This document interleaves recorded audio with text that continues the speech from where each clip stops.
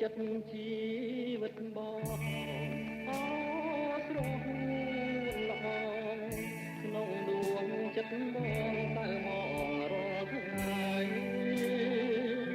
តាំងពីស្រីពេលបានទៅប្រងនៅអាឡ័យទន្ទឹងរាល់ពេលយប់ថ្ងៃអាស្រ័យថ្លៃមករកបងពេលគេរៀងគេងអោក្ដីព្រួយព្រួយអើយសែនព្រួយគួយទេកណ្ដោចោចាអ្នកឯងគ្មានលឺសំលេងឆ្លើយឆ្លងទួងចិត្តណានឹកបងផងព្រោះតែបងនៅស្នេហា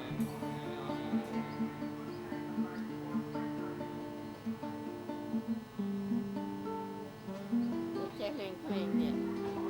จะเล่นกีตาร์เนี่ย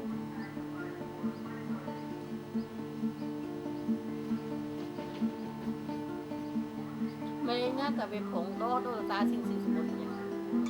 ปันนั่งอ่ะตัวเยอะนังพ่อตาเลงตาแบบกุกปลาย้อมนั่นน่ะ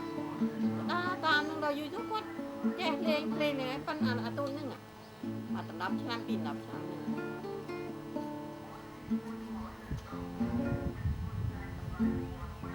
đâu thằng tụi mà cho trận chẳng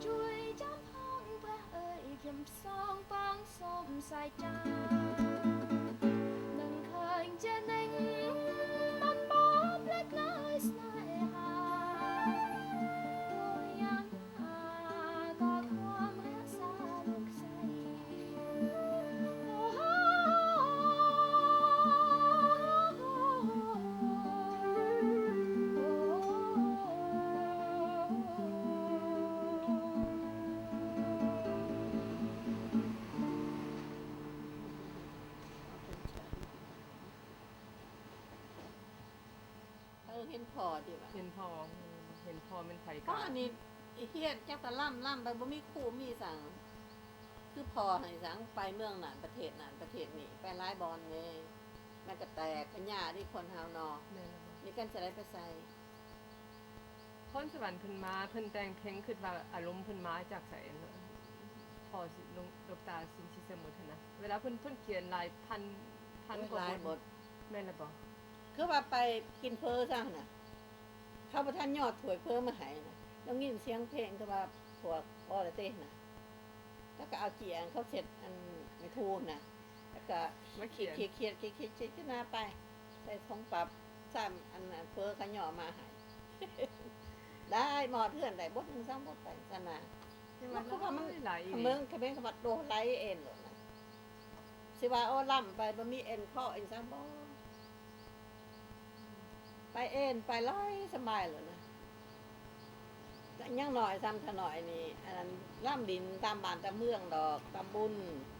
คือว่ามีบุญบ่มีสังกฐินบ่ ไป จัง น้ำพอไปน้ำพระเท่าเออ พอเฒ่าหันเพิ่นไปอยู่พนมเปญน่ะไปล่ำดินดอนแซ่ปูญาตาหน้าพวกศิลปะคือกัน ได้ศิลปะทั้งหมด แหละ เกิดอยู่นำเพลงอยู่นำเพลง จ้า เนี่ยแล้ว จ้า ก็มักไปน เป็นน่ะบอดหอดลูกหอดล้านเนี่ยมันบ่ได้ใช่ไหม ำมันสวรรค์บ่ มีพันกับหอยหา15 แต่งงานกัน แต่งงานปีก ปีใดท่านก็ร้อย หอยเก่าหาหอยเก่า55น่ะ 55แล้วพ่อกันอยู่เสียงแตนพ่อกันอยู่ไสที่นี่ อยู่ในของพี่น้องนี่ อ๋อพี่น้องกันวะ พี่น้อง โอ้ลูกอายลูกน้อง มาเพิ่นนั่นคือว่าเขาว่าจิตตรวจหมวยน่ะ อ๋อฮู้จักกันติน้อยๆคือซั่นแล้วก็ แม่เฒ่าเพิ่นแม่ย่าเพิ่นอันแม่นี่ก็เอิ้นแม่ย่าเราก็เอิ้นแม่ย่าคือกันแม่ย่าคือกัน พ่อกันละอายุแม่จะอายุเท่าใดมันก็155 55หันแม่เฒ่านี่เบิ่งอายุ16 ปี โอ้หนุ่ม แม่ย่าหั่นน่ะแล้วว่าหมู่สาวหั่นมันไล่แล้วหลาย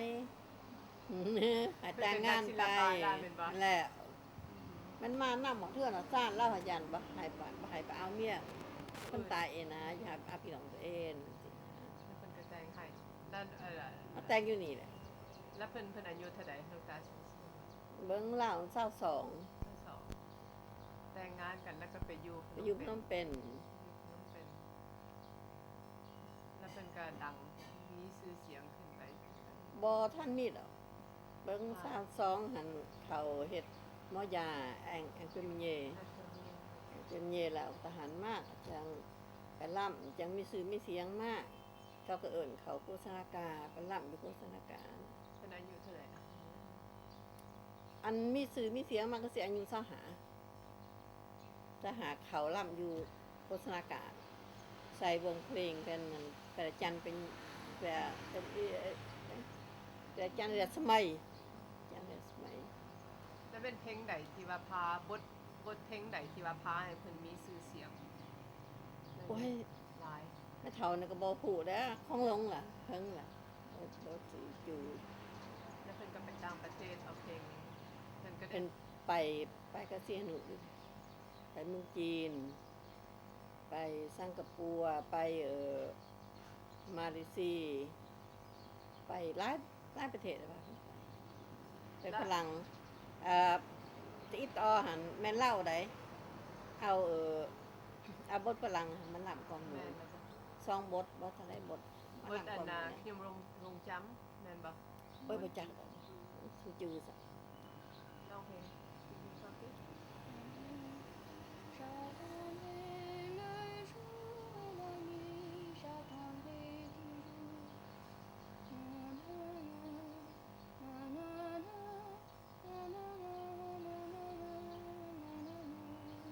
2 บทได้ อันนี้บท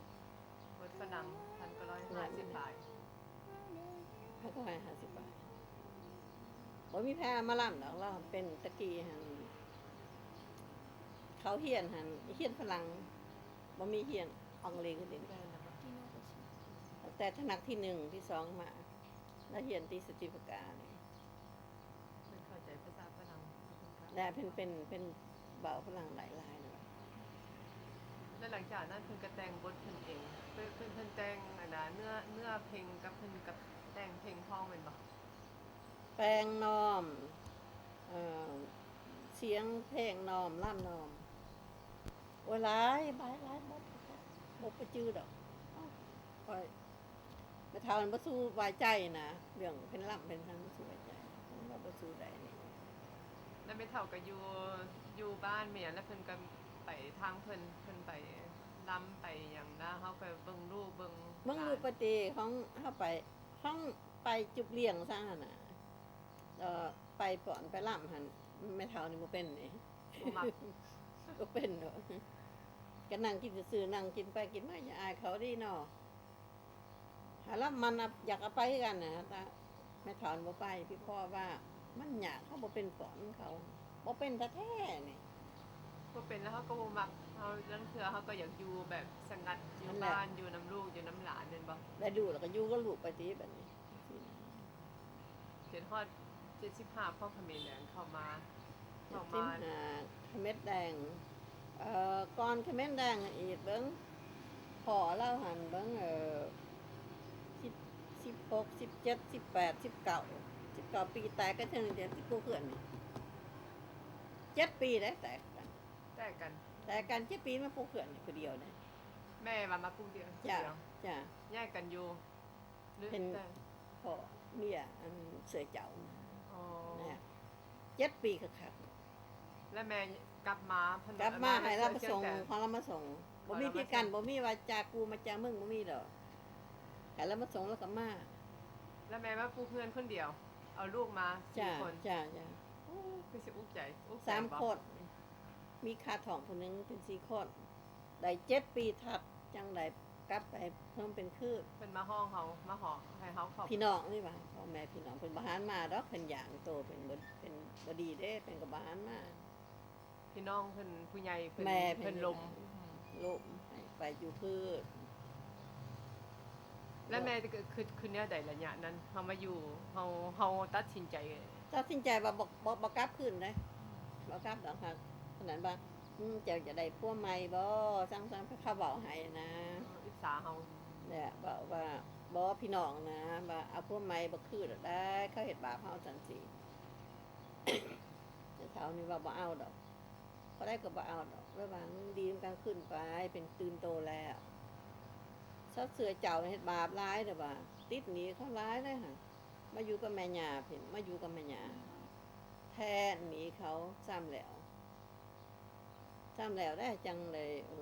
มาเบิ่งปีหนึ่งปีป่ายจังได้มาขอกันขึ้นก็เฮ็ดบุญอยู่ซิมาเรียดมาได้ตั้งบอสจำไปซิมาเรียดหนึ่งนะไง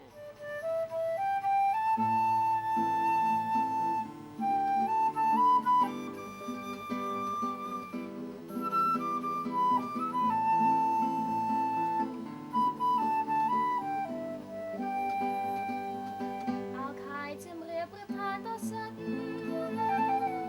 Cao nhom qua tay quạt ta mà nóng bóng Nóng chất bước vui cuột các kinh xuân Tài mắn tông mong bóng mà trong bóng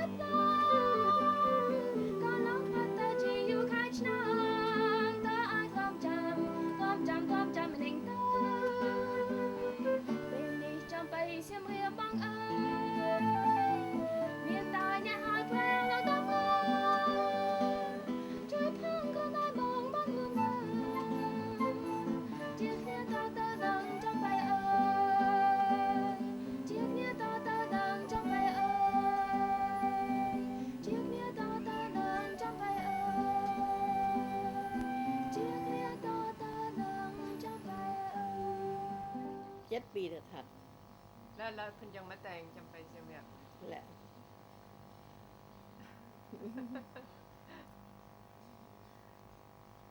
เรื่อง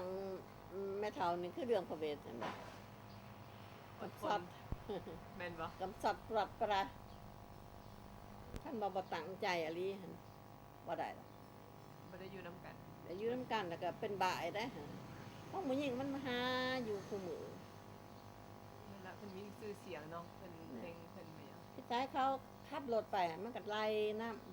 ำแล้วจะได้แล้วก็กราบขามาเฮือนคืนซั่นน่ะ แม่นลูกว่าลูกที่ว่าพาให้เฮาตั้งใจได้ลูก3-4 คนที่ว่าอยู่อ้อมเฮาพาให้เฮา โอ้ยใจนี่อยากตายอยากตายคนละใจหัวใจนะอยากมานั่งเห็นเข้าไปเฮ็ดบาปมาสร้างดอกลุยมาได้ลุยได้กากมาก็โอ้ยสั่นซ้ายแหละมาหายแล้ว มาให้ จกออกเม็ดแล้วนะหายแล้วนะของจักอะเดบบทหนึ่ง3,000 3 บทมันก็9,000จักมาค่าบทอะเดแล้วบ่ได้เอาไว้เราไปเสื่องดอกขอ เอามาให้ คืน แม่เบิด เจ้าได้แล้วก็ให้5,000เอา5,000สั่งเผาใส่ทงหั่นบ่สู้เป็นคือหมู่ดอก เพิ่นบ่สนใจนํเงินนํหยังแม่นบ่สนใจนำ จ้า เพลง จ้า เพิ่น นะคะอันผู้สาวมันพายางหลินหันมันใหายลุยใหายอินค่ะใหายลุยจะได้ใหายกระโบบใหายกระแตบใหายแค่เสือเอาให้เมียมาขึ้นแล้วก็บอกแล้วบางบ่ได้ไปล่ำดอกมันนี่นี่มาจะไหนยังไปไปล่ำที่มาลูกสาวเขาลูกผู้ใหญ่เขาคอย่างหลินนี่ลุยเขาหายขาเขาไปล่ำ ขาเขาไปล่ำ คือบัดบางเดือนบางหันขึ้น11,000ลำอยู่กับบาทเราก็หายคล้องหายสังมาแล้วก็บอกสื่อนี่เราบ่ได้ไปล้ำแล้วว่ามือย่ามเหมือนกัน แล้วก็มือยิ่งอ่ะก็หายเงินไปจ้างเขาหันละย่ามต่างไปของเห็ดมายาเนี่ยต่างไปแล้วก็ไปอย่างนี้ก็เข้าไปแล้วก็บอกสื่อดิ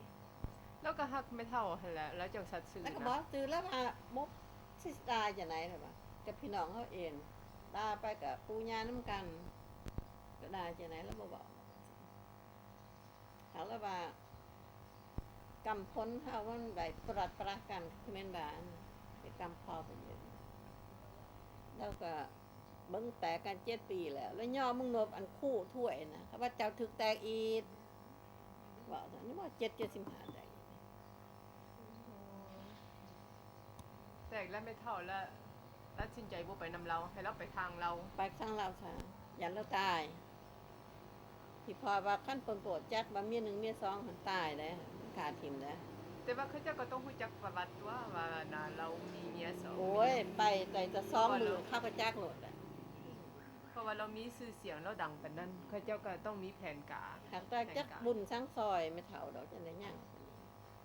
ไม่เท่าไปกรมปงท่มแม่นบ่ บ่ไปบัตตะบอง ไป พ บัต น ตะบอง มสรกบัตตะบองพนมสรกนะ เอาลูก4คนไปนํกัน จ้า4 คน แล้วไปฮอดประตำบ่องแล้วอันแล้วลูก ไป ที่3 บางแต่กัน3 คนบัตรประดีน้ำกันอันผู้เครือแล้วก็ได้ลูกคนนึงอีก เฮือนอยู่พนมเป็น เพราะมันเป็นอยู่ตัวตะปูงลูกเพื่อนตัว เฮื ตะ อน ปู เฮือนยังอยู่บ่ยัง ย่างเขาคายต่อกันอะไรต่อ แต่ว่าเรื่องมรดกเพิ่นเสียหมดเลย บ่มีดอกบ่มีหยังสั่ง ยังเหลือแต่เฮือนหลังนี้ นี่เพื่อนไม่เท่าเอ็นดอก บ่แม่นเฮือนเพิ่นจำเงินเก่าไปประจำบ่องลาพ่อเขมรแดงเขาเจ้าไปเฮาเฮ็ดเวียก อีไทยน่ะไทยเขามาหับเอาน่ะแล้วบ่ไปน่ะมาหับเอาฮอดปอย8น่ะ แล้วบ่ไป บ่ไปเขาให้ล้านเขาให้รถเนอคันหนึงให้เครื่องเวลาให้เงินเดือนสูงกว่าเมืองเขมรอีกไหนบ่ไป อันนี้ปีใดปี ปี13 73เซิ้นไปแล้วแต่ว่าเพิ่นบ่ไป บ่ไป แต่ว่าตายอยู่เมืองเขมรตายอยู่เมืองเขมรแล้วก็พี่น้องบ่ได้ไปทั้งเม็ดบ่ไปดอกไปใหญ่ถ้าเฮาผู้เดียวก็บ่ได้อายุยาวถ้าผู้เดียวก็บ่ได้รัวแต่เยิ่งกับมันบ้านนั่นนะคือเขมรบ้านยังพ่อยังแม่ยังเอ๋ยยังหนอ ทิ่มกันบ่ได้ กินกันบ่ได้ละเพิ่นบ่นึกสมานเพิ่นว่าเพิ่นบ่ป้าบ้านป้าเมืองดอกเนี่ยเท่านี้ว่าคันไปหั่นเห็นว่าถ้าไปกินตะคาเสียงหั่นมันบ่ได้อายุเท่าใดดอกอย่างไรพอดีแม่เฒ่าก็ถามว่าได้อายุส่ำใดได้แน่เพียง50ว่าข้อยก็เป็นเฮ็ดของกินขายเด้เฮ็ดเครื่องเฮ็ดทั้งขายก็ได้เด้อว่าเนาะก็ว่าโอ๊ยบ่มันขาดตายกับพวกเขมิ้นแดงขาดไปเลย ไม่เท่าก็ฮู้บ่เขาเจ้าขาปีใดขาเพิ่นปีใด ไปจักดอกมีแต่เข้ามาสืบถามหาไปอยู่วัดสังจำป่าเกณฑ์สบายนะได้7 เดือนบ่เท่าไหร่ดอกใครจะเอาออกไปไปถือคุกอยู่ในวัดจำปาก็แอกอีกเขาได้เดือนอีกเขาจะเอาไปกอทมกอทใหม่นะไปตายนะกอทใหม่ชยาไปเด้ เจ้าย่าอยู่น้ำเพิ่นวะ บ่ แล้วไปซอก เขาไปสืบหา ซอก เห็น ข้อมูล ถือสืบหาเห็นมาเล่าหันเสียอยู่เกาะทำไมเสียอยู่เกาะทำไมพอดีกับสืบหาเห็นเข้ากับผ้าทยาไปก็มาโอ้ยอายอันนี้ คือตาซีสมุทรแถนอวานสิพอดีผัวไปน้ำการเขาทำเจ้าแน่งจักตี้เรามาถึงคุกอยู่นี่ประสินั่นแหละถึงคุกอยู่นี่แล้วตายอยู่นี่ประสิตีจังจักว่าหูว่าเราตายอยู่นะนาลีเนี่ยบ้านเขาเห็นชยาไปเขาว่าซะมันคือแท้แล้วมีนางหนึ่งหันอิดไปถือคุบน้ำกันผู้สาวเป็นพิษเป็นเกิดมาเป็นพิษเซเลทอร์นะไปถือคุบน้ำกันเพ็นบ่าวก็ถือกันอีกอันมีแต่ข้ามาบ่าวแต่โอ้ยเวลาเศร้าเห็ดเวียกแล้วก็นั่งล่ำโอ้ยบ่แม่นแม่ถามว่าบ่แม่นของคนนี่บ่แม่นแม่น่ะอยู่เฮือนอยู่เวลาย่างสะอาดยังบ่ได้ไปนั่งล่ำนะขั้นแต่งเอาลุยโหลดนั่นแม่นป่านล้านมาหนึ่งบ่ได้บ่ซองบทสั่งนี่ ซองบทเควียได้ละได้หั่นน่ะไปจะแท้ได้หั่นน่ะล่ำให้ฟังอีกได้หั่นแต่งแล้วก็ล่ำให้จะฟังอีก ไว้จะแท้เก่งโอ้เก่งอีหลีอันล่ำแม่เฒ่านี่ว่าเสียงไผกะเขาแอบได้คือกัน อันเรื่องแต่งนี่แหละเบียกก็ใส่ทงพลับแล้วก็มาเหือนแต่งเบียคือว่าร้านนี่เป็นจากคลองอันตะแกก้นนะตะแกเพียบยนต์นั่นนะเนี่ยไก่เพียบยนต์ท่านก็จะคล้องขนังฝังเขาจะคล้องขนังฝังโอ้ยข้าพเจ้ามามวนแถนอว่าสิ มวนแถนอเสียงนี่ว่าสิโอ้ยคออีเบิ้งคออีบาทนึงอีกคออีบาทนึงอีกให้ล่ำบักฟังบาทนึงอีกแต่เดี๋ยวคันได้คือว่านะอันนี้คือพ้นสวรรค์ของเพิ่นเพราะว่าพวกแต่งเพลงหั่นนั่นคือมีสิแต่งแต่บทแต่ว่าให้ผู้อื่นแต่งเพลงให้บางคนเรียนแต่แต่งแต่เพลงแต่ว่าแต่งบทบ่เป็นอันนี้เพิ่นละได้ทั้งสองได้ก็ได้ทั้งสองทั้งสามทั้งเสียงอีกหากจักแม่นบทยังดอกมาเฒ่ากับบทลงไปนะไปที่ได้เลขหนึ่งก็ให้กุ๊บอันแผลนะจำเงิน10,000ได้บทหนึ่งเราเพียบยนต์อีกก็ให้อีกกุ๊บ10,000ตะกี้3:1ได้3:1เป็นคำได้ให้บ่แม่นธรรมดาโอ้มันธรรมดาบ่ว่าสิว่าโอ้ย่างไปยืนหน้าเฮือนบ่ทั้งก่อแก่บ่เข้ารถแล้วก็ไปละทางผู้หญิงมาถอดมันก็ไล่น้ำไปไอ้คอขี่รถน้ำจะส่งมันพอดเพื่อนไปจังซี่ เพิ่นก็ใจอ่อนเนาะไปส่งเขาเจ้าขอขี่ก็ให้เขาเจ้าขี่ไปส่ง ไปส่งพอเพื่อนดิพอเพื่อนมันบ่อยากลงอีกได้มันจะปันมาอีกบางขอมีการจะลงเพียงอีสาขอมีการบางสิได้คักว่านะดำหันมีเขียงบ้านบัดนี้อันที่ถามนางอันนั้นบ่ผู้ถือคุกกันนั่นน่ะถามว่าเจ้าจักว่าในหนาแล้วหันมันมีซั่งแน่ผู้ว่าว่าหนามันสับไม่ได้เขาตีสับดำไม่ได้บ่จักมีซั่งบ่จักว่าเขาเจ้าขาดทิ่มบ่แม่นว่าเพิ่นเมื่อยหรือเพิ่นตีนะอัปคาทิมนะ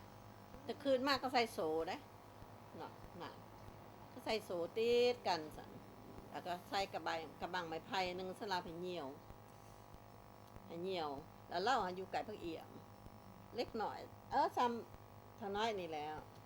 เป็นกระพายปืนมากแต่กระตี้เขาลิ้นดิป่ะคนนั้นกระตี้ลิ้นไปเพื่อนกระตี้ลิ้นไปสนะ ตีน้ำสั่งไม่เจียงไปจากไทยเขาจะอยู่กับพระเอียเขาเอาไปแถวบัญชีนะเราอยู่กับพระเอียตีอีน่ะ เส้นเพิ่นก็อยู่เท่าไหร่มื้อหนึ่งสองมื้อแล้วก็เสียอยู่เกาะ โอ้ยคือสิอยู่หลายเดือนเลยจังว่าไปเฮ็ดเวียกมันเข้าได้เราไปซานกระตองซานกระเคิงซานจังว่าเป็นก็ว่าจังให้ยังหน่อยจังให้เป็นเฮ็ดกระตองจังเป็นเฮ็ดจังได๋นั่นแหละแล้วเขาก็ให้เราหั่นอย่าตกซ้ํอ่ะบางคนบ่สู้หมากปากหมากว่ามากไปวัดไปว่ากับครูบงครูบาซะโอ้ยมากแท้กับพี่กับน้องโอ้ยสุกหักแหละที่กรรมไม่เท่านี้แล้วว่าจักสิประดากันจังได๋